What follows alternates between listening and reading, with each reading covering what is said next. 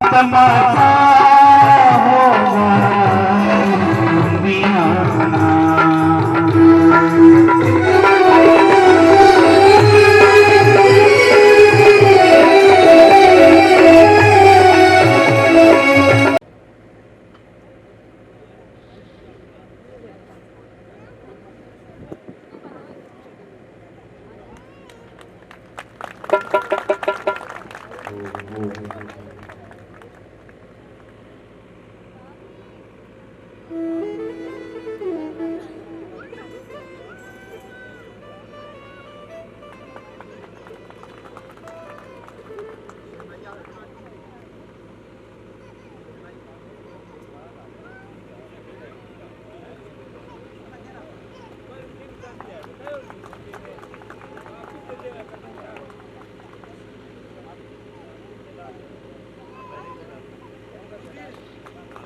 हमारा ये सौभाग्य है कि हम अपने जीवन में एक वैदिक सत्संग यहाँ सुन रहे हैं, अपनी आंखों से देख रहे हैं। और जब भी यहाँ कोई इतिहास लिखा जाएगा तो सबसे पहले अपना नाम आएगा। हमारे बच्चे भी कहा करेंगे कि हम जब छोटे छोटे थे तो सबसे पहला सत्संग हमारे गांव में हमने देखा। उस इतिहास में कि उस सत्संग के, उस यज्ञ के ब्रह्मा कौन थे उनका भी नाम आएगा, और उनके सहयोगी कौन थे उनका भी नाम आएगा। और मैं भी अपने आप को खुशकिस्मत समझता हूँ कि लोग मेरे को भी याद रखेंगे कि कोई ऐसे मिशनरी आदमी जहाँ पर इकट्ठे होकर आए थे, हमारे गांव में सत्संग करके गए थे। हम ये सत्संग क्यों करते हैं, गांव-गांव क्यों जाते हैं, इसके बारे में आपको मैं थोड़ा बताऊं। सबसे पहले जो हमारे व्यासपीठ पर पंडित उपेंद्र आर्य जी, जिनके गले में मां सरस्वती का वास है, आपने देखा होगा, और वेदों के उद्भट विद्वान हैं, ये आप 2 दिन से देख रहे हैं। तो एक ऐसे मिशनरी आदमी हैं, मेरे ख्याल ये पिछले साल से ही व्यासपीठ के ऊपर बैठते, नहीं तो हमारी तरह नीचे बैठते थे। इनका जो नीचे का टखना है वो टूटा हुआ है। एक टखना टूटे होने के बाद भी ये गांव-गांव जाके ऐसा प्रचार करते हैं। नहीं, आज हमें ऐसे मिशन नहीं मिलते। उनके साथ हमारे भाई सुभाष आर्य जी, जो कि कई दशकों से हमारे साथ एक आर्य मिशनरी हैं। उनके पिताजी भी उस जमाने में वैदिक संस्कृति के संदेश वाहक रहे, जब हमारे गांव में बिजली नहीं थी, रोशनी नहीं थी। आर्य समाज के प्रचारक रात को चलते थे और कहते थे उधर चलते हैं जिधर कुत्ते भौंकते हैं, वहां कोई बस्ती होगी, वहां जाके प्रचार करेंगे, और हम तो आज रोशनी में आपके पास आते हैं। तो हमारे भाई सुभाष जी ऐसे पीढ़ी दर पीढ़ी ऋषि दयानंद के मिशन को आगे बढ़ा रहे हैं। और कैशियों पर राहुल जी, जो कि बच्चों को आगे संगीत की शिक्षा भी देते हैं, क्लासें भी लगाते हैं। आज के जो मल्टीमीडिया है, सोशल मीडिया है, उनके माध्यम से वो भी सारा काम छोड़ के जब हमको बुलाते हैं तो हमारे साथ भागे हुए आते हैं। जहां इस गांव से इतना सामान लेके बड़ी मुश्किल से देखो यूपी चंडीगढ़ तक जाते हैं, और हमारे साथ हमारा बच्चा जसबीर, वो भी इसी मिशन में लगा हुआ है। पीछे 3 दिन कथा हमने सूरपुरा में की, वहाँ से आज एक, मैं समझता हूँ कि बस जितनी सवारियाँ वो एक ही गाड़ी में लेके आए, उसके अंदर भी ऊपर तक भी गौ माता का घोष करते हुए लेकर आए, तो हम बड़ा अच्छा लगा। आज आपको मैं एक छोटा सा प्रसंग महाभारत का सुनाऊंगा, जिससे आपको ये पूरा स्पष्ट हो जाएगा कि हम ये गांव-गांव ऐसा क्यों लेके चलते हैं। लोगों को लगता है कि हम दान नहीं लेते, जैसे बता रहे थे जोत के पैसे भी नहीं लेते, तो हमें लेने का अधिकार नहीं है। अगर कोई दूसरा आदमी लेता है तो मेरे ख्याल वो पाप कर रहा है। आज हम देखते हैं कि दूसरे लोग आते हैं, पहले वो दक्षिणा की बात करते हैं, ऐसा शास्त्र में विधान नहीं है। महाभारत में प्रसंग आता है कि जब युद्ध शुरू होने वाला था तो धृतराष्ट्र ने विदुर को बुलाया कि विदुर, मुझे रात को नींद नहीं आती, मैं उठ के बैठ जाता हूँ, बड़ी बेचैनी से हो जाती है, तो इसका क्या कारण है? तो विदुर ने कहा, वो बड़े विद्वान थे, विदुर नीति में लिखा हुआ है, आप लोग देखना उसमें, वो कहते राजन, नींद न आने के बहुत से कारण होते हैं। अगर कोई रोगी हो तो उसको नींद नहीं आती, अगर हमें कोई रोग हो, पथरी का दर्द हो रहा हो, सिर में दर्द हो, तो क्या हमें नींद आएगी? हमें बिल्कुल नींद नहीं आएगी। कहते राजन, उसे नींद नहीं आती। जिसकी कन्या की शादी होने वाली हो, नौजवान हो जाए तो उसके पिता को नींद नहीं आती। अगर किसी का बाल बाल कर्जदार हो, इतना कर्जा ले रखा हो, तो उसको भी नींद नहीं आती। अगर अपने से बड़े आदमी से हमने दुश्मनी कर ली हो तो हमें नींद नहीं आती। ऐसे कारण बहुत हैं, और एक मुख्य कारण ये है कि अगर हमने किसी का हक रख लिया हो तो भी हमें नींद नहीं आती। तो मैं धृतराष्ट्र जी ने कोई पता लग गया बातों बातों में, और विदुर जी ने बता दिया कि कारण क्या है, वो समझ गए कि मैंने पांडु पुत्रों का हक रख लिया है, इसलिए मुझे नींद नहीं आती। तो मैं अब आपसे पूछता हूँ, हर एक गौशाला में जाके पूछता हूँ, क्या हमें नींद आती है? हमें सबसे पूछना चाहिए कि हमें नींद आती है। बहुत से लोग कहते हैं मुझे नींद आती है, फिर मैं पूछता हूँ कैसे आती है? आज से 50 साल पहले, 60 साल पहले हमारे बुजुर्गों को नींद आती थी, बहुत अच्छी नींद आती थी। आज हमें नींद कहते हैं कि रात लाइट चलेगी, पंखा नहीं चला, मुझे नींद नहीं आई। अगर बड़े शहरों में जाते हैं, वो कहते हैं एसी खराब हो गया, सारी रात नींद नहीं आती। और भी बड़े सेठ के पास जाते हैं, वो कहते हैं कि रात नींद की गोली नहीं खाई तो मुझे नींद नहीं आई। आज हमें पंखे से नींद आती है, एसी से नींद आती है, या फिर गोली खाने से नींद आती है। तो हम नींद नहीं आती, हम बेहोश होकर सो जाते हैं। तो फिर मैं दूसरा क्वेश्चन पूछता हूं कि हमें नींद क्यों नहीं आती? क्या हमने भी धृतराष्ट्र की तरह किसी का हक तो नहीं रख लिया?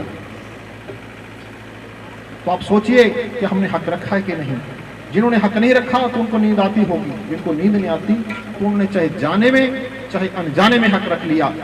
हम किसान की बात करते हैं तो परमात्मा हमें गेहूं देता है, तो गेहूं की बहुत बढ़िया पैकिंग देता है, उसके ऊपर कवर होता है, जो कवर होता है जिसको हम भूसा बनाते हैं, वो किसके लिए है? वो गोमाता के लिए है। और गेहूं का भी एक हिस्सा गोमाता के लिए है। हमें सरसों देता है भगवान, तो उसका भी जो भूसा है वो गोमाता के लिए है, और सरसों का भी एक हिस्सा गोमाता के लिए है। फिर सरसों का हम तेल निकालते हैं, जो खली है वो गोमाता के लिए है, और जो तेल है उसका भी एक हिस्सा हम सभामणि में डालते हैं, वो भी किसके लिए है? गोमाता के लिए है। परंतु हमने सरसों का तेल तो सारा पी गए, और खल के आगे सॉल्वेंट प्लांट लगते हैं बड़े बड़े शहरों में, आप देखोगे तो उस खली से आगे दोबारा फिर तेल निकाल देते हैं, जो बच जाता है उसको डीओसी बोलते हैं, डेड ऑयल केक, मरी हुई खली कहते हैं। ये गाँव में इसके अंदर कुछ और मिला के गौशालाओं को बेच दो, जिससे गाय बड़ा तड़पती है। आज कहते हैं हम दूध ज़्यादा भैंस देती है, गाय नहीं देती, क्योंकि हम गाय को खिलाते क्या है? वो भूसा नहीं, भूसा भी खा गए, उसकी खली भी खा गई, उसका तेल भी खा गई। तो मेरे से किसी ने पूछा, कहते आर्या जी, क्या हम सारा भूसा मुफ्त में गौशालाओं को दे दें, आपको ट्रालियां भर के दे दें, क्या फैक्ट्री वाले सारे खली ऐसे आपको निःशुल्क दे दें? मैंने कहा ये नहीं कहा कि निःशुल्क दे दो, मैं ये नहीं कहता कि भूसा मुफ्त में दे दो, पर मैं ये कहता हूँ जितने लोग बैठे हैं, आप किसी धर्म के मानने वाले हो, सब जगह कहते हैं दिशांश निकालो, जितना कमाते हो उसका 10वां हिस्सा निकालो, जो 10वां हिस्सा निकालो तो फैक्ट्री वालों को दे दो, उनसे खल खरीद लो, किसानों से भूसा खरीद लो, फिर हमारी गौ माता के लिए कोई कमी नहीं आएगी। तो मैं वही 10वां हिस्सा हम निकालते हैं, थोड़ा थोड़ा इकट्ठा करते हैं, और इकट्ठा करके फिर कथा कराते हैं आपके सामने। देखो, अगर थोड़े आदमियों ने दिशांश निकाला तो कितनी बढ़िया कथा होगी। तो मैं चाहूंगा कि हम ये दान के ऊपर, जो मुख्य दान है हमारा, आप रामायण देखिए, महाभारत देखिए, हम यज्ञ करते हैं सुबह, तो यज्ञ का अर्थ क्या है? 3 अर्थ है, दान, संगतिकरण और देव पूजा। एक अकेला आदमी यज्ञ नहीं कर सकता, ना घी डाल सकता, ना सामग्री डाल सकता, ना मंत्र पढ़ सकता। संगतिकरण का अर्थ है कि हम सबको इकट्ठा होकर चलें, देवताओं की पूजा होती है।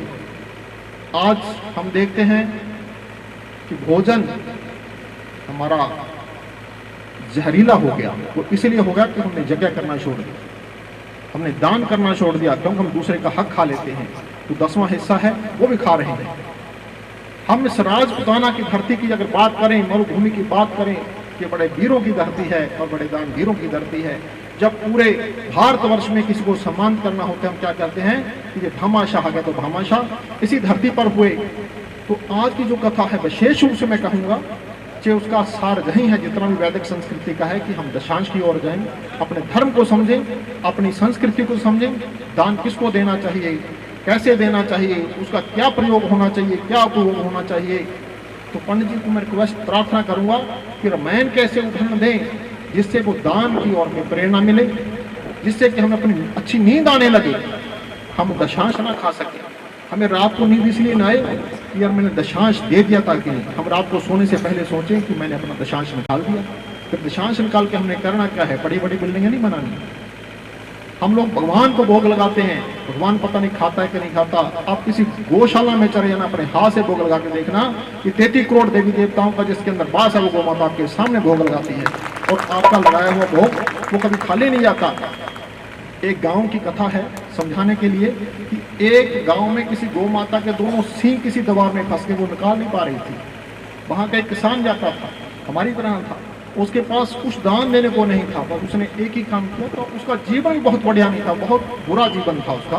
तो उसने गौ माता के वो दोनों दीवार तोड़ के सींग निकाल दिए। जब वो मरा तो जमराज के पास गया, तो जमराज ने देखा, कहते इसके सारे पन्ने काले हैं, इसको तो नर्क में भेज दो।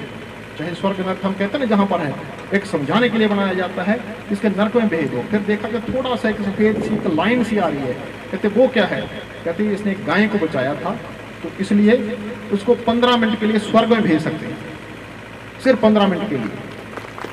तो उसको बोला किसान को कि तूने सारी उम्र नर्क में जाना कि 15 मिनट स्वर्ग में। कहते पहले स्वर्ग में ही चला जा 15 मिनट, बाद में तो नर्क में ही जाना है। वो कहता है ना तो मैंने स्वर्ग में जाना है ना नर्क में, वो 15 मिनट के लिए वो गौ माता को मेरे सामने ले आओ जिसको मैंने छुड़वाया। वो गौ माता सामने आ गई, तो गौ माता ने कहा बेटा तूने मेरे प्राण बचाए थे, अब तेरी क्या इच्छा है। कहता मेरे प्राण संकट में है, मैं सारी उम्र नर्क में रहूंगा।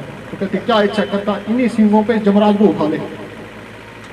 तो गौ माता जब जमराज की ओर हुई तो जमराज आगे आगे और गौ माता पीछे पीछे। तो जमराज उस किसान को बोला, कहता मेरी जान छड़ा दे। कहता जान फिर छड़ाऊंगा, पहले सारे पत्रे फाड़ दे। तो उसने काले पन्ने फाड़ दिए। तो हम जिसको कहते हैं ना कि हमारे पाप कट जाते हैं, तो अगर आप ऐसे दशांश होंगे तो एक मोटी बात है, तो हमारे पाप भी कट जाएंगे। मैं चाहूंगा कि आपको ये तो एक लोक रंजन से लोक मंगल की बात है। लोक रंजन का अर्थ है कि आपको थोड़ा खुश रखना, प्रफुल्ल करना, पर हमारा अर्थ केवल लोक रंजन नहीं है, लोक मंगल है कि आपका कल्याण कैसे हो। तो आज मैं पंडित जी से प्रार्थना करूंगा कि रामायण का उदाहरण दान पर लेके जाए। भामाशाह हुए, वो दानवीर हुए, पर महाराणा प्रताप शूरवीर हुए। आज हम हरियाणा, पंजाब, दिल्ली में पूछे चाहे महाराणा प्रताप को ना जानता हो कोई, पर दुख तब आता है जब चित्तौड़ के लोग भी महाराणा प्रताप को भूल गए। मैं चाहता हूं कि पंडित जी वही एक फूंक, धर्म की फूंक जो हमारी अंदर आग है बुझती जा रही है, उसको दोबारा प्रज्वलित करने के लिए धर्म की फूंक मारेंगे। तो महाराणा प्रताप के कुछ प्रसंग सुनाएं, हमें दानवीर बनाएं, हमें शूरवीर बनाएं। और हम ऐसा क्यों कर रहे हैं कि सबसे पहले फूंक किसने मारी, तो ऋषि ज्ञानंद ने आज से 150 वर्ष पहले, लगभग 1878 के आसपास, जब भारतवर्ष में एक भी गौशाला नहीं थी, सबसे पहले हरियाणा में रेवाड़ी में गौशाला बनाई। सबसे पहले गौशाला संस्थापक बोलिए मैं ऋषि ज्ञानंद सरस्वती की, जिन्होंने पहली गौशाला बनाई। तो उनके भी कुछ मार्मिक प्रसंग ऋषि ज्ञानंद ने कहा था कि अगर आप अपना सर्वोत्तम दान दोगे तो सर्वोत्तम फल आएगा। अगर हम कहें कि हम 1 रुपया दान दे दें तो परमात्मा 100 ही बना सकता है। अगर हम लाख रुपया देंगे तो करोड़ बनेगा। तो ऋषि ने अपना जीवन लगा दिया। तो जब उन्होंने अपना जीवन लगा दिया तो परमात्मा ने लाखों आर्या बना दिए। हम एक दाना भूमि में डालते हैं तो हमें लाखों दाने मिलते हैं। तो इसलिए मैं चाहता हूं कि ऋषि वर्ग का भी दान से संबंधित, अगर ऋषि ना होते तो क्या होता, वहां तक कथा को लेके जाएंगे। अगर मैं बोलता रहूंगा तो मेरे ख्याल मैं ही सारा काम पूरा कर दूंगा, तो ऐसा ना हो। मैं तो एक आपकी भूमिका बनाई है, आपका चित्त बनाया है, और सभी दाचित होकर सुने। हमें ये ना पता लगे कि आस पड़ोस में क्या हुआ है। हमारा ध्यान पंडित जी की वाणी पर हो, आंखें बंद हो और अंदर सारा उतरता जाए। जैसे हम कॉपी करते हैं आजकल कंप्यूटर में, ऐसा एक PDF आपके अंदर बन जाए, आपको वही चित्र घूमते रहे, रात को आपको नींद इसलिए ना आए कि आज AC नहीं है, रात को आपको इसलिए नींद ना आए कि गायें भूखी हुई है, कहीं मेरा दशांश तो नहीं छूट गया। तो हम इस और लेकर जाएं और सभी आगे आ जाएं। मैं सबसे प्रार्थना करता हूँ, कोई पीछे से आएगा तो उसको बैठना मुश्किल हो जाएगा, कृपया आप आगे आ जाएं। आगे बड़े मधुर सब्र से पंडित जी शास्त्रों की बातें, संगीत की बातें दोनों को मिला के आपको सुनाएंगे। सभी का धन्यवाद, सभी का आभार।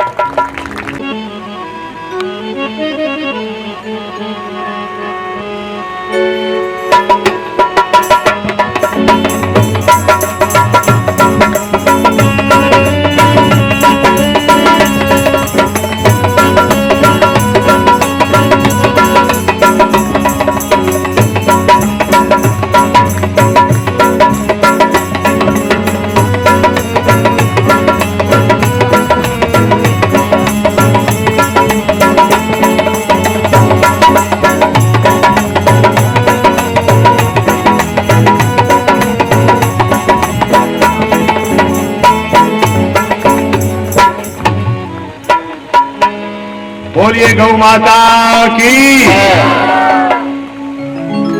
मजा नहीं आ रहा बात। बोलिए गौ माता की, श्री राम की, घनश्याम की, आज के प्रोग्राम की, आप सबकी जय।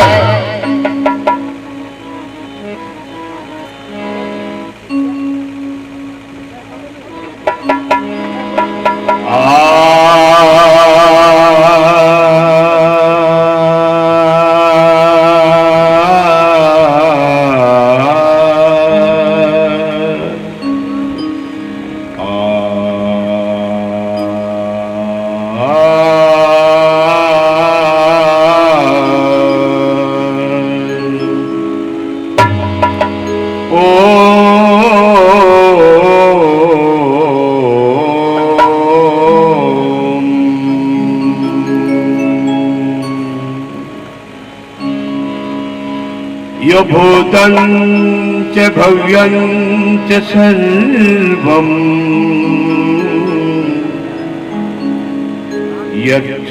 यच्चाधितिष्ठति स्वर्यस्य च केवलं तस्मै ज्येष्ठाय ब्रह्मणे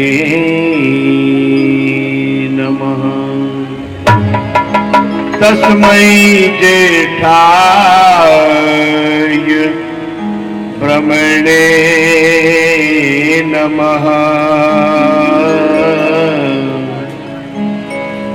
तस्मै ज्येष्ठाय ब्रह्मणे नमः। नमो वेद विद्या के प्रकाश करिता, नमस्कार अज्ञान के नाश करिता, नमस्कार बल बुद्धि के देने वाले,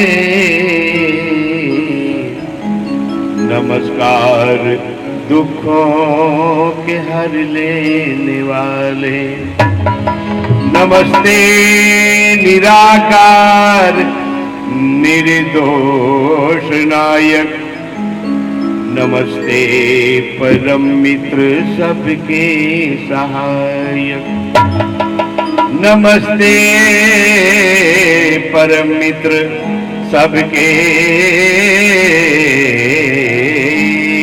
सहायक। प्यासों की प्यास बुझा न सके, जो प्यासों की प्यास बुझा न सके, वो उजले घन किस काम के हैं, और हो न मुग्ध मधुकर जिन पर वे निर्गंध सुमन किस काम के हैं, जिनमें नन्हे कनीर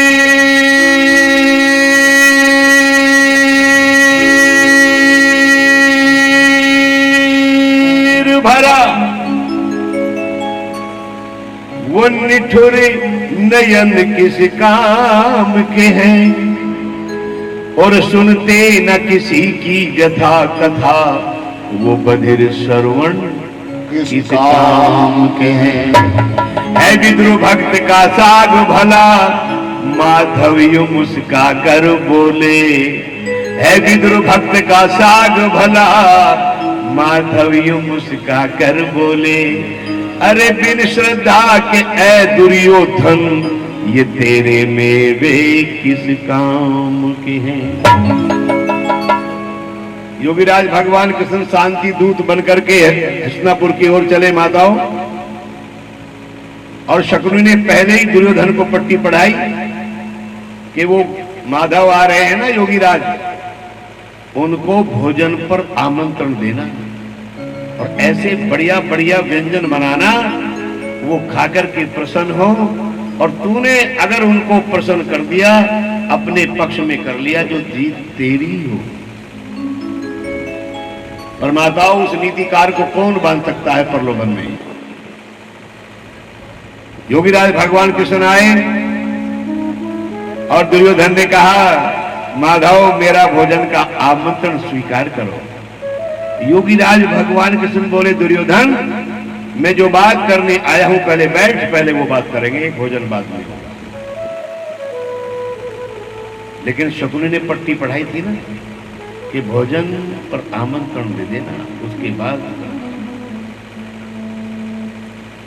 वो बोले ना मैं पहले भोजन कराऊंगा। योगीराज बोले पहले बात करेंगे। 4-5 बार ऐसे जब वार्तालाप हुई तो योगीराज भगवान कृष्ण बोले, सुन दुर्योधन, भोजन किसी के यहां 2 परिस्थितियों में किया जाता है। सभी सुन लो भाइयों, 2 परिस्थितियों में किया जाता है। बोले कौन सी है? या तो कोई विपत्ति में हो, इमरजेंसी में हो, तब किसी दूसरे के यहां भोजन होता है। दूसरे नंबर पर अगर किसी में श्रद्धा भोजन कराने की हो तो तब भोजन होता है, ऐसे नहीं होता था। और सुनो, विपत्ति मेरे में नहीं और श्रद्धा तेरे में। विपत्ति मेरे में नहीं और श्रद्धा तेरे में नहीं, इसलिए तेरे यहां भोजन का कोई औचित्य नहीं बैठता था।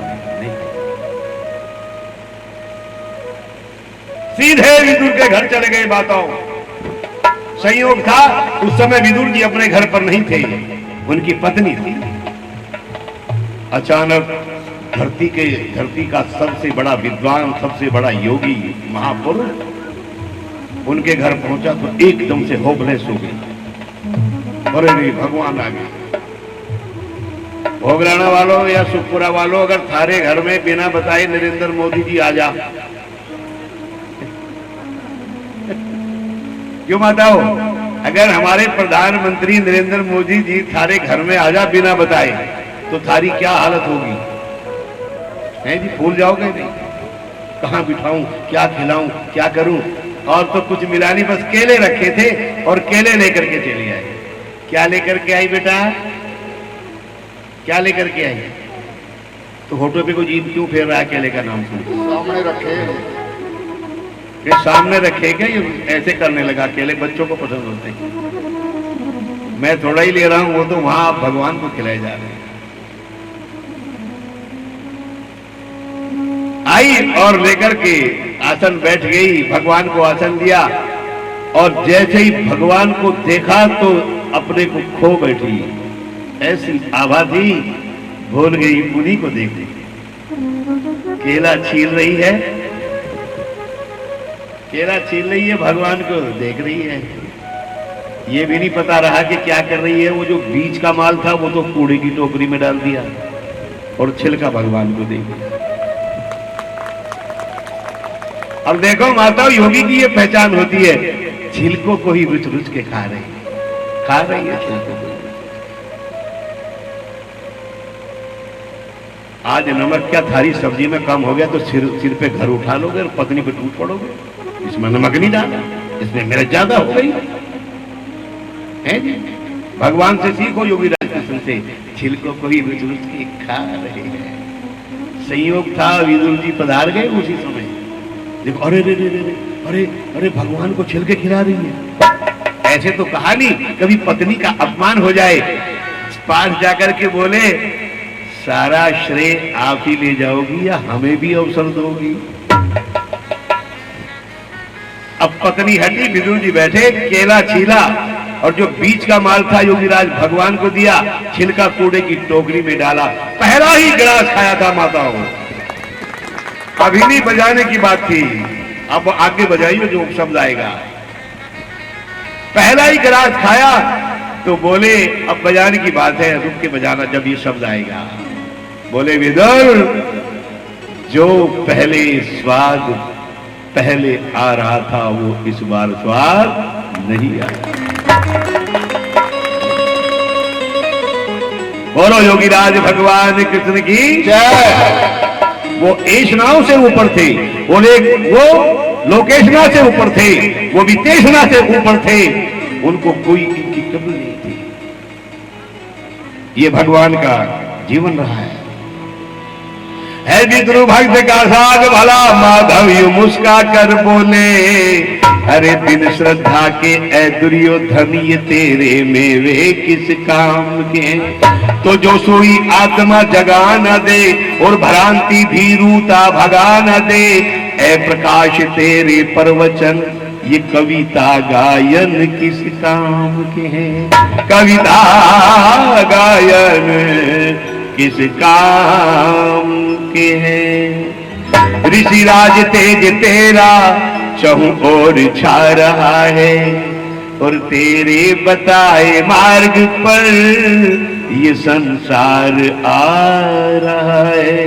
तेरे बताए मार्ग पर ये संसार आ रहा है।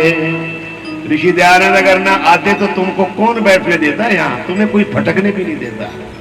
ये तो ऋषि दयानंद ने अधिकार दिया कि महिलाओं को पूरा अधिकार है। इमम मंत्रम पत्नी पठे, इस मंत्र को पत्नी यज्ञ में पढ़े, तुम्हें पूर्ण अधिकार है यज्ञ में भाग लेने का। नहीं तो धर्म के ठेकेदारों ने कहा इनको संध्या करने का अधिकार नहीं, इनको यज्ञ करने का अधिकार नहीं। ये तो पैरों की जूती होती है नारी जाति, नारी की छाया परत अंधा होत भुजंग, और कबीरा उनकी क्या गति जो नित नारी के संग। ऐसे ऐसे दोहे बना करके तुम्हारा अपमान किया इस समाज ने। पर मेरे ऋषि दयानंद से पूछा, आप बताओ क्या कहते हो। बोले मनुस्मृति का श्लोक लेकर के डंके की चोट पर ऋषि दयानंद कहता है, वो ये कहता है यत्र नार्यतु पूजन्ते रमन्ते तत्र देवता। जहां इन नारियों की पूजा होती है वहां देवता निवास करते हैं, देवता निवास करते हैं। तुम्हारी बड़ाई कर रहा हूं और ताली पीट पीट बजा रही है, ये कोई तरीका है ताली बजाने का। और नहीं बजाती तो मैं बजवानी भी जानता हूं। जिंदगी में कभी खुशी है तो कभी गम है, जिंदगी में कभी खुशी है तो कभी गम है, और ताली तो वही बजाता है जिसके हाथों में दम है। मरा हुआ क्या बजाएगा जिसमें यही। ये तो अब भी नहीं बजा रहे, कसम खा के बैठे हैं सारे के सारे बैठे। चलो आगे बजाओगे, कोई बात नहीं, समझ जाओगे। ये बच्चा बैठा ठीक बैठ पड़ोसी लगा। कल कौन आया था कथा में, कौन कौन से हाथ उठाओ तो मचे। कथा में कल वाले हैं जो कल आए थे, है कोई? नहीं, मैं बच्चों से पूछ रहा हूं। आज नयो है तो मैं आपसे पूछूंगा कि भाई भोगराणा के बच्चे कैसे, भोगराणा के कि बाहर से आए? मैं कहूंगा भोगराणा के बच्चे कैसे, तो पूरी जोर से बोलना ऐसे, बूढ़ों की तरह ना बैठो ऐसे, ठीक है। भोगराणा के बच्चे कैसे, जोर से बोलो कैसे। मैं 1 घंटे में बम बना देता हूं बच्चों को। दुर्भाग्य है इस गांव का कि बच्चे नहीं आ रहे हैं यहाँ पर। 1 घंटे का अगर इन टीचरों को इनको शिक्षा दे देते, ये तो देंगे, पर जो शिक्षा मैं देता ये सारी उम्र नहीं दे पाएंगे उनको बच्चों को। चलो ये बता बेटे, तू बता ईश्वर कहाँ रहता है?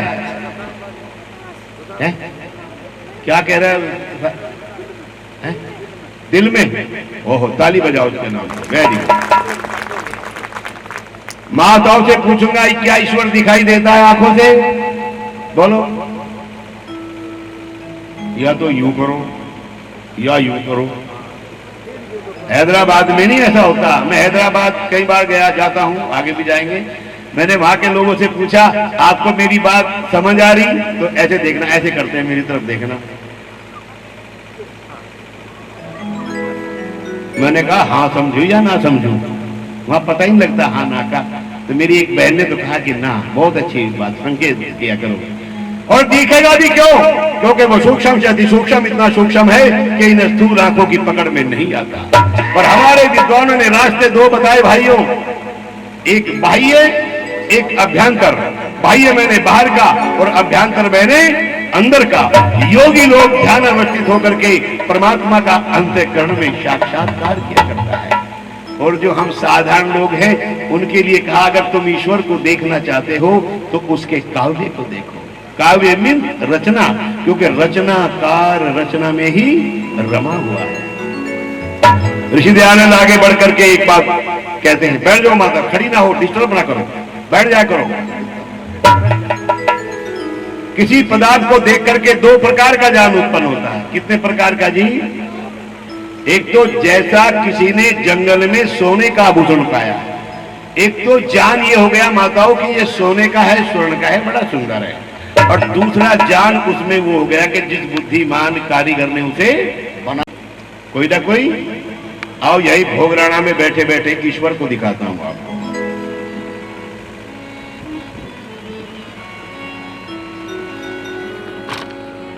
ये महकती बगिया और ये मस्त नजारे,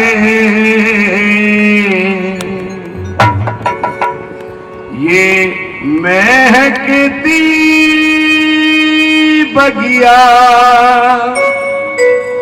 और ये फूल और कलियां, ये प्रभु का पता दे रहे हैं सभी, ये प्रभु का पता दे रहे हैं सभी। ये महकती बगिया और फूल और कलियां, प्रभु का पता दे रहे हैं सभी, ये प्रभु का पता दे रहे हैं सभी। जो लोग कहते हैं कि हमें ईश्वर दिखाई नहीं देता, देख लो।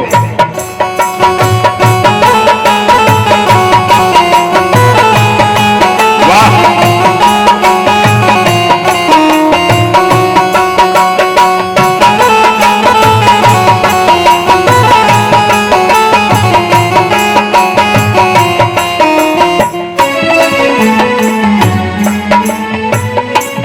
ये जो सरिताएं सर सर बहती है, ये जो सरिताएं सर सर बहती है, सरिता माने नदी, ये जो सरिताएं सर सर बहती है, ये मानो अरे उसकी ही बातें कहती है, मानो उसकी ही बातें कहती है।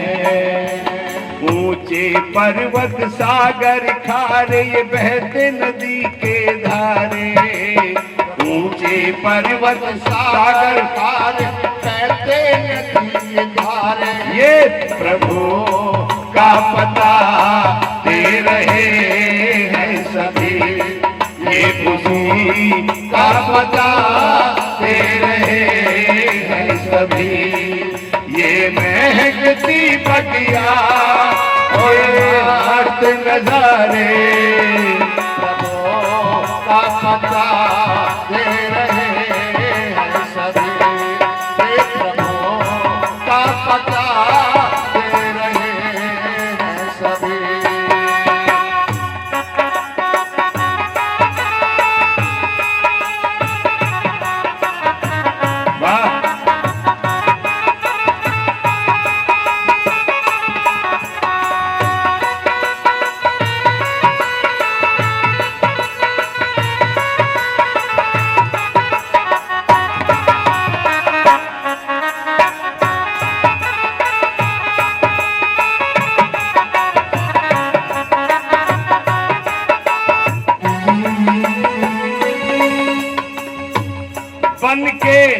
वो फूलों में खुशबू रहता है, बन के वो फूलों में खुशबू रहता है। सारा ये गुलशन उसी से महका है, सारा ये गुलशन उसी से महका है। मैं दिल्ली में था, एक परिवार में हमारा भोजन हुआ। जैसे रात जेपी के यहाँ हुआ, जेपी बैठे रहे कि आई नहीं, टेलर जेपी आया कि नहीं, नदारद हो गया। हम रोज थोड़ा ही आएंगे। और जब उस घर में गए तो टेबल पर गुलदस्ता रखा हुआ था। गुलदस्ता जानते हो, फूलों का। ये सुभाष जी बोले, गुरुजी ये फूल असली है या नकली है? मैंने कहा नकली है। बोले इतनी दूर से कैसे पता आपको कि ये नकली है? मैं कहा मुझे पता है। बोले मुझे तो असली लग रहे हैं। ये बोले ना ये तो असली है। मैंने कहा नकली है। बोले कैसे पता लगे दूर से असली नकली का? मैं कहा सुनो आप भी समझ लो, कैसे पता करें असली नकली का। मैंने इसको कहा अपनी नासिका इस फूल के पास ले जा और सूंघ, इसमें से अगर खुशबू आई तो ये, अरे बोला भी करो कुछ, ये, और नहीं आई तो सीधी सी बात। इसने सूंघा, बोले गुरुजी इसमें तो कुछ है ही नहीं। मैंने कहा तभी तो नकली है ये। बोले तुम्हें इतनी दूर से कैसे पता लगा कि भाई ये असली है? मैंने कहा आज के वातावरण में जो देखने में असली से भी असली लगे वही नकली है। आज पॉलिश बहुत है, ठीक है ना, असली। फिर वही टोकरी में अंगूर रखे थे। क्या रखे थे बच्चों? ये बच्चा फिर होठों पे जीभ फेर रहा, पानी आ जाता है अंगूर के बच्चों के मुंह में। तो दिल्ली में रखे वो, ये बोला गुरुजी अंगूर खा लूं? मैंने कहा ये भी नकली रखे। बोले खाने भी दोगे आज कुछ? मैं कहा खा। इसने जो खाने के लिए वो तोड़ना चाहा, लेना चाहा, वो सारा ही खिंचा हुआ रहा, प्लास्टिक का था, रबड़ सारा ही। बोले गुरुजी आप ठीक कहते हो। मगर मेरी सुनता कौन है? मैं तो ठीक ही कहता। परमात्मा ने मुझे ठीक कहने के लिए तो भेजा इस संसार में, है जी। कुछ लोगों को बुरा लगता है, बोले ये तो शराब का बुराई करता है, ये तो हुक्के की बुराई करता है। लगो फिर मुझे तो परमात्मा ने कह के भेज रखा कि सत्य का प्रचार कर जा करके।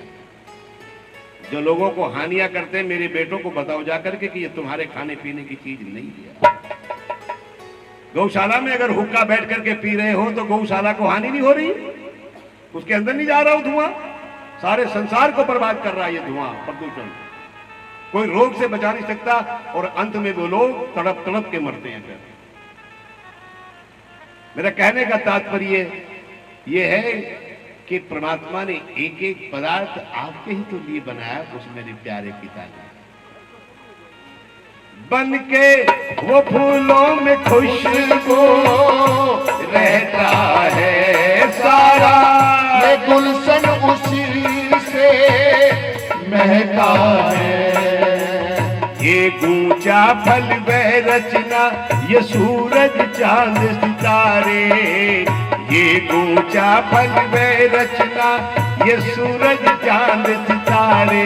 ये प्रभु का पता दे रहे हैं सभी, ये तुझी का पता दे रहे हैं सभी। ये महकती बगिया और नाच नजारे और जैसे का पता दे रहे हैं वाह बेटा वाह। प्रभु का पता दे रहे हैं सभी।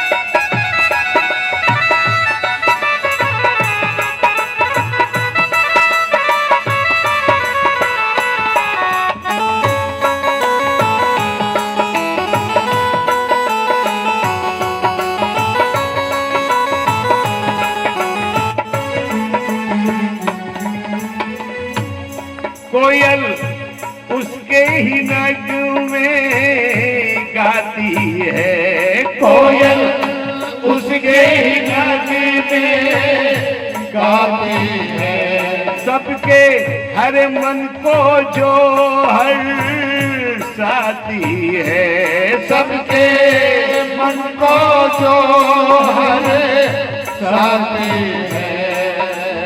ये रितवे ये मस्त बहारे, ये पंछी प्यारे प्यारे, ये रितवे ये मस्त बहारे, पंछी प्यारे प्यारे, ये प्रभु का पता दे रहे हैं सभी, ये प्रभु का पता दे रहे हैं सभी। ये महकती बगिया और मात नजारे, वाह प्रभु का पता दे रहे हैं सभी, ये प्रभु का पता दे रहे हैं सभी।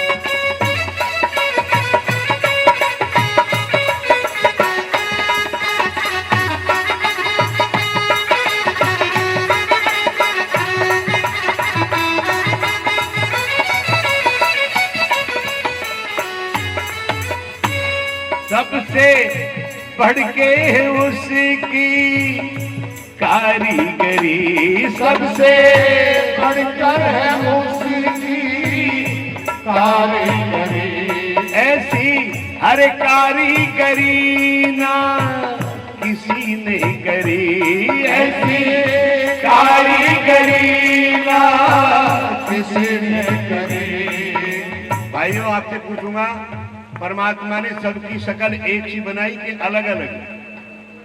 जोर से बोलो, आप भी बोलो। माताजी अगर एक सी बना देते तो क्या क्या क्या हो जाता? पहचान में नहीं आती। फिर ये माताएं क्या करती, जब अपने बच्चों को स्कूल में भेजती, नंबर डालती 555 मेरा बेटा, 656 पड़ोसिन का बेटा है जी, क्योंकि सूरत एक सी है। या फिर लगते नीला पीला हरा गुलाबी लाल, ठप्पे लगते हैं जी। अच्छा देखो, परमात्मा ने ये आंखें आगे लगा दी, देख करके चलो, और आगे थोड़ी सी गलती कर देता, वैसे वो करता नहीं। अगर ये आंखें पीछे लगा देता, माता जी ठीक होता। रोटी का टुकड़ा तोड़ती माता जी और उसमें दाल लेती और पीछे ले जाती, आगे के नहीं दाल। फिर शंका होती, कभी कुछ गिरना गया हो आते जाते, कभी पीछे कभी आगे कभी पीछे, बट ट्रैफिक यही चलता सारा दिन। आपका एक भाई साहब बोले, परमात्मा ने ये छिद्र ये सुराख से तो ठीक बनाए भाई, ये तो कारीगरी बढ़िया, पर ये बराबर में जो पापड़ से खड़े किए, इनकी क्या आवश्यकता थी? ये क्यों बनाए? ये चश्मा लगा रखा था। मैंने कहा अगर ये पापड़ से ना लगाता तो चश्मे की डंडी का रेल के इंजन पर रखता। बोले ऐ जी, मैं कहा हाँ जी। बोला इसका पता ही नहीं। मैं कहा इसका हमें पता है। फर्नीचर जो भाई बीड़ी पीते हैं वैसे पिया ना करो, और खेत में हो और पानी लगा रहा हो, गांव में आने का टाइम ना हो, एक ही बीड़ी हो तो घूट मारेगा और बुझाएगा, कहाँ रखेगा? कान पे रखेगा। कभी तंबाकू ना निकल जाए जेब में, फिर वो जाएगा तो एक बीड़ी शाम तक कर देगा किसान वाला बेचारा, है जी। और देखो ये आपके सिर के बाल बढ़ते हैं ना माताओं, बढ़ते हैं ना, जैसे सिर के बाल बढ़ते हैं, जो नाक भी बढ़ा करती, जो बढ़ाने की चीज जितनी बढ़ानी थी बढ़ाई, और जो बढ़ाने की नहीं थी। अच्छा अगर नाक बढ़ा देते तो फिर गणेश जी महाराज वाली सूंड हो जाती ना, सूंड ही नहीं सवाल पाओगे आप, काम तो क्या करते फिर? नहीं, उसने ऐसा किया। अच्छा किसी के ये आपके नाखून बढ़ते हैं ना, बढ़ते हैं ना, नाखून काटने पड़ते हैं, जैसे आपके नाखून बढ़ते हैं और जो एक कान भी बढ़ा करते हैं, क्या होता जी? ठीक होता मुनि जी, मनीराम जी? नाना बैठे बैठे गर्मी में हवा तो करते रहते हैं ऐसे, पर भिड़ जाते एक दूसरे में, जैसे अब बैठे हो, फिर लड़ाई होती, मेरे में क्यों भिड़ रहा है, बोले मैं तो हवा कर रहा हूं, तो भिड़ जाते ना कान आपके। वारी कारीगरी ऐसी कारीगरी ना किसी ने करी, ऐसी कारीगरी ना किसी ने करी। जगपाल आर्य प्राणी सारे ये रूप तुम्हारे हमारे, जगपाल आर्य प्राणी सारे रूप तुम्हारे हमारे। ये प्रभु का पता दे रहे हैं सभी, ये प्रभु का पता दे रहे हैं सभी। ये महकती बगिया और माट नजारे, ये प्रभु का पता दे रहे हैं सभी, ये प्रभु का पता दे रहे हैं सभी। बता माताओं इतना तो गा सकती हो, ये प्रभु का पता दे रहे हैं सभी, कितना बोल देंगे ना, रुक जाओ भाई। ये प्रभु का पता दे रहे, आज रोटी खाई नहीं उन्होंने बेचारे। ये प्रभु का पता दे रहे हैं सभी, गाओ जोर से, ये प्रभु का। अब बढ़िया हुआ, आपको भी कह रहा हूं महाराज, आप भी बोलो, ये प्रभु का पता दे रहे। इन भाई साहब को प्रणाम करता हूं, ये मुच्छों वाले भाई बैठे इतना मस्ती से गा रहे हैं, जिसने कभी भगवान का नाम नहीं लिया यहां तो गा लो, और जो गाओगी नहीं तो अगले जन्म में गूंगे बनोगे, परमात्मा जी ये रचना नहीं देगा आपको, अच्छे शब्द भी नहीं बोल सकते। ये प्रभु का पत बोलो दे, बोलो माताओ, ये प्रभु। देखो ये बच्चे भी बहुत अच्छे हैं, एक बार ताली खोल दो। हे प्रभु का पता दे रहे हैं सभी, ये महकती बगिया, ये फूल और कलियां, ओ ये प्रभु का पता दे रहे हैं। अब अगर हाथ, ये प्रभु का पता दे रहे हैं सभी, बोलो, ये प्रभु का पता दे रहे हैं सभी, ये प्रभु का पता दे रहे हैं प्रभु, ये प्रभु का पता दे रहे हैं सभी।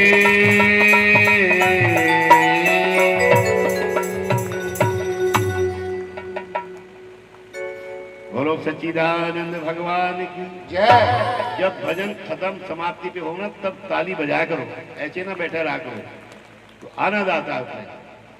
दिखाओ बजा के, कैसे बजाते हैं भोगराना के लोग। हमारे बड़े ही श्रद्धा के पात्र, देश भक्त, गौ भक्त, पितृ भक्त, जिनकी रग रग में गौ माता बसती है, गौशालाओं का जो उद्धार कर रहे हैं, रात दिन इसी कार्य में लगे हुए हैं। 8-8, 10-10 लोग जिनके पास काम करते हैं, उस काम को भी छोड़ करके और गौ माता के लिए अपना सारा जीवन अर्पित कर रहे हैं। हमारे श्री राजकुमार सिंह जी काल्यावाली से, और मेरे अगर दर्शन कर रहे हो या मैं आपके दर्शन कर रहा हूं, ये सब सीए साहब की तो कृपा है, ये तो लेकर के आते हैं। और माताओं से बता दूं, मुझे कभी भी कष्ट नहीं होने देते, घर गाड़ी भेजते हैं और गाड़ी से ही चंडीगढ़ छुड़वाते हैं। ये अच्छे लोगों की पहचान होती है। हमारे विद्वानों को कोई कष्ट ना हो, आने को तो बस में भी आ जाएंगे ये जैसे कहें, लेकिन नहीं, अपने आप ही हमारा इतना स्वास्थ्य का हमारा ख्याल रखते हैं। ऐसे लोगों का धरती पर अवतरण होना चाहिए, और ऐसे लोगों को प्रधानमंत्री बनना चाहिए कि नहीं बनना चाहिए? हाथ उठा के बताओ कौन कौन समर्थन करता है। अगर सीए साहब प्रधानमंत्री बन जाए तो इस सारे देश में गौशाला खुल जाए हमारे। परमपिता परमात्मा, आप खड़े हो जाओ एक बार सीए साहब। एक शेर सुना रहा हूं, उनके लिए अच्छा लगे तो ताली बजाना, अभी नहीं पहले ही नहीं, आप एडवांस में बजा देते हो कई बार। जुबा खामोश आंखों में नमी होगी और यही एक दास्तानी जिंदगी होगी। यूं भरने को तो भर जाएंगे लाखों जख्म, कैसे भरेगी वो जगह सीए साहब जहां आपकी कमी होगी, जहां आपकी कमी होगी।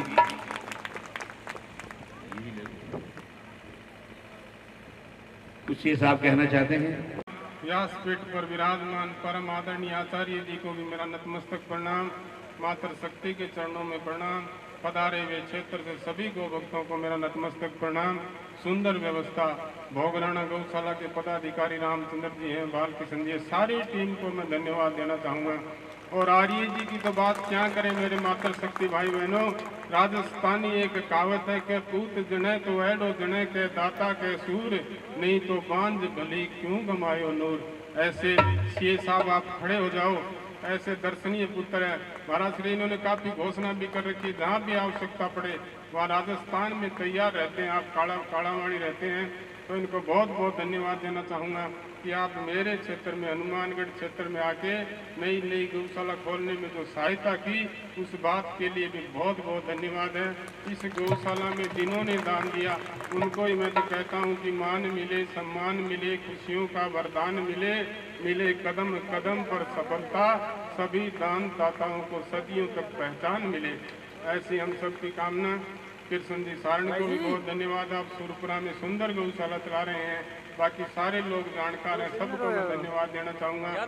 मेरे साथ आए गांधीपुरी गौशाला सचिव रामदेव जी पुनिया, राजेश जोगी, आपको बड़ा धन्यवाद। हमारी टीम के मेंबर ऐसे है कि मैं थक जाऊँ तो फिर भी उठा लेते हैं, बड़ा भाव बना रहता है। और मातर शक्ति को कहीं देख ले सीए साहब अपने से आगे हैं, क्योंकि पुरुष को थोड़ी आलोचना करता है, धर्म कम करता है धर्म के विषय में। और कलयुग में महाराज श्री तो धर्म की आलोचना करे, कुर्ता चीनी करे, वो सबसे बड़ा पापी भी होता है, इसलिए ध्यान करने की आवश्यकता है। और माताएं घर का काम करे, करवा चौथ करे, गारा बांटी करे, गोबर थापे, कितना काम करती है। क्योंकि इनकी तो गाथाएं छोड़ चले हम झांसी के मैदानों में, जहाँ खड़ी थी लक्ष्मीबाई मर्द बनी मर्दानों में। कितनी महान शक्ति। 150 गाय तो महाराज जी छोटे छोटे गाँव में मेरी माताएं पाल देती हैं, बारी निकालती, तूड़ी डालती, चाटा डालती, घर से रोटी ले जाती है। तो ऐसी माताओं को मैं पुनः धन्यवाद देना चाहूँगा। आप ग्रामवासियों ने सुंदर गौशाला का निर्माण किया, कोई दिक्कत ही नहीं, कहीं दिक्कत नहीं आएगी बंधुओं। थोड़ा ध्यान करके चलने की आवश्यकता है। और राजस्थान में है तो कठिन महाराज श्री, और आर्य जी को तो मैं हमेशा कहता हूँ, हरियाणा में तो गौशाला चलाना, सड़क पर मारुति चलाना है, और यहाँ टिब्बों में जहाँ ट्रैक्टर फंस जाते हैं वहाँ भी गौशाला चल रही है। तो वास्तव में धन्यवाद के पात्र हैं। बातें बहुत महाराज श्री की बात सुननी है, लेकिन 100 की तोड़ की एक ही बात है मेरे बंधुओं, एक साधे सब सदे। एक की सेवा करने से ब्रह्मांड खुश हो जाता है, और वो एक कौन है? वो मेरी गौ माता है। गौ माता की सेवा करने का अवसर हर गांव में गौशाला होनी चाहिए।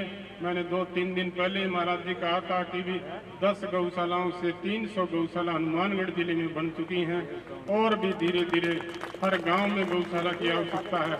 विश्व का मंगल माँ से होगा, गाय हमारी माता है, उठो बढ़ो गोरक्षा है तू, माँ बेटे का नाता है। अगर गाय की रक्षा, माँ की रक्षा बेटे नहीं करेंगे तो कौन करेगा? सड़क पर गाय छोड़ दोगी, कत्ल खाने चली जाएगी, पाप लगेगा मेरे बंधुओं। छोड़ने वाला भी हिंदू है। तो बड़ी पीड़ा है कि जिले में जगह जगह गौशाला खुलने के बाद भी अगर सड़क पर छोड़ोगे तो छोड़ने वाला को पाप बड़ा लगेगा। कहीं भी गौशाला में भेज दो, सारे गौशाला वाले लेने के लिए तैयार है, तो तैयारी रखें। सुंदर गौशाला का निर्माण कर लिया, और सुंदर निर्माण करो, पैसे की कहीं कोई कमी नहीं आएगी। राजस्थान सरकार तैयार है, संगठन तैयार है, तो सबको मैं धन्यवाद देना चाहूँगा। आप पधारे, आपका भी स्वागत। मंच पर आ जाए साहब। बहुत बहुत धन्यवाद। एक रिश्ता जो कायम है, एक विश्वास जो अटूट है, एक संकल्प दृढ़ है जिसने बांधा है हम आपको जीवन भर के लिए, यही मेरी इच्छा है। बहुत बहुत धन्यवाद। महाराज श्री के चरणों में प्रणाम। ये साहब आप करते हैं तो बंसल साहब अपने मुख से ही 1 लाख तो हम देंगे। मैं चाहता हूं किसी से ज़्यादा भी ना मांगा जाए। ऐसा है कि बंसल साहब ने 1 लाख कह दिया तो हम सब बंसल साहब के पीछे पड़ जाएंगे। तो हम ये चाहते हैं कि बंसल साहब कहीं यार आप 1 लाख लेने नहीं आए, 2 बार जे फिर कहीं फिर लेने का मजा है। क्योंकि जो गोपुत्र होते हैं तो हम भिखारी नहीं होते।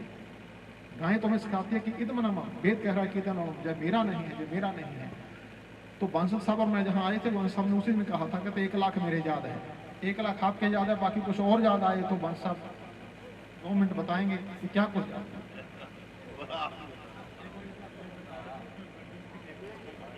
मैं वहाँ गांव सूरपुरा में बैठा हुआ था किशन जी सांड के घर पे।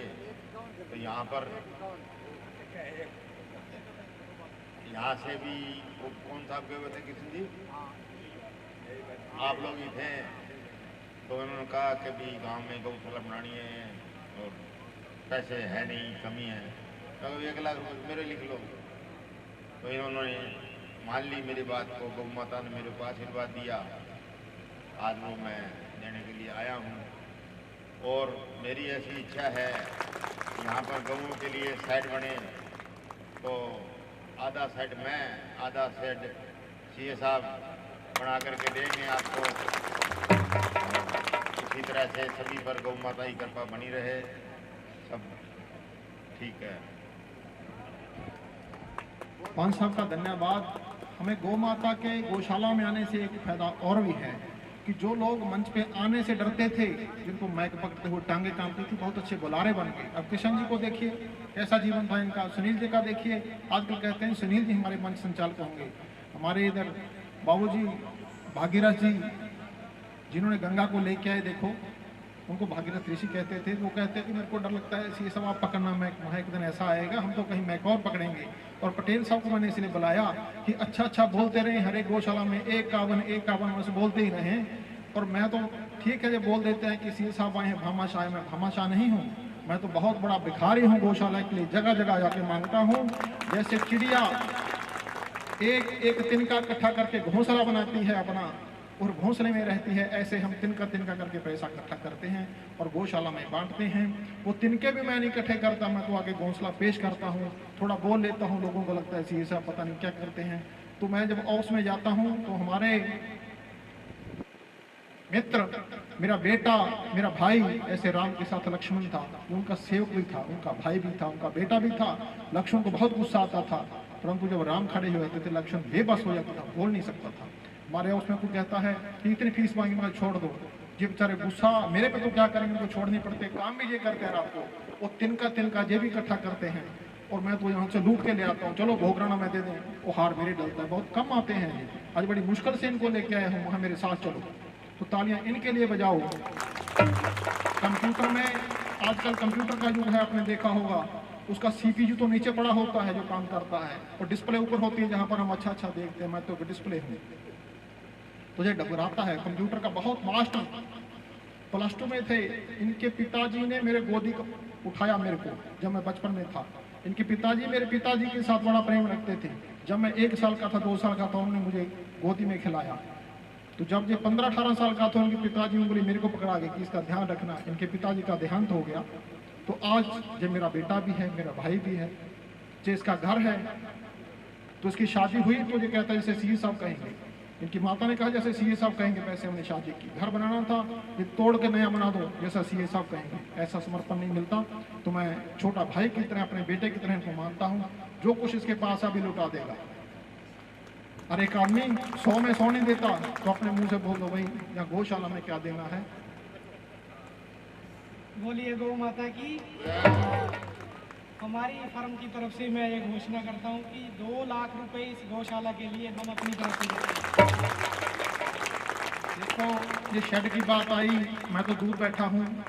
1 लाख तो उन्होंने कहा था, आधा आधा कर लिया। अगर कमी पड़े मैं दूर बैठा हूँ, मैं पटेल साहब को पकड़ लेना, घर मेरे को पता है कहाँ है, ठीक है ना। बस शेड शुरू कर दो, जब कमी हो तो लेना कि तो पटेल साहब, बांसल साहब देखना, ये चद्दर सी रख लीजिए, रह गया बस 2 मिनट, बस ये तो गौ माता ने करना है। तो मैं चाहूँगा कि किसी और का मान सम्मान करना भी कर दें, कथा में वो दान न डालें। दान तो आना ही है, लेने वालों में कमी है, देने वालों में कोई कमी नहीं है। जल्दी जल्दी अगर किसका मान सम्मान करना है तो अभी कर दें, इसका दान बोलना है जल्दी लिखवा दो, और आपको नींद बढ़िया आएगी जिन्होंने लिखवाना है, जो हमने प्रसंग उठाया हुआ है। दान देने में ये मत घबराना कि पटेल साहब ने 1 लाख दिया है, उसने 2 लाख दिया है। अगर आप 1 रुपया भी देंगे तो वो 2 लाख से बड़ा है। आप देने की आदत डाल दें, आप 1-1 रुपया दें, 2 रुपया दें, 5 रुपया दें, जैसा भी है वैसा दें, परंतु कुछ ना कुछ दें।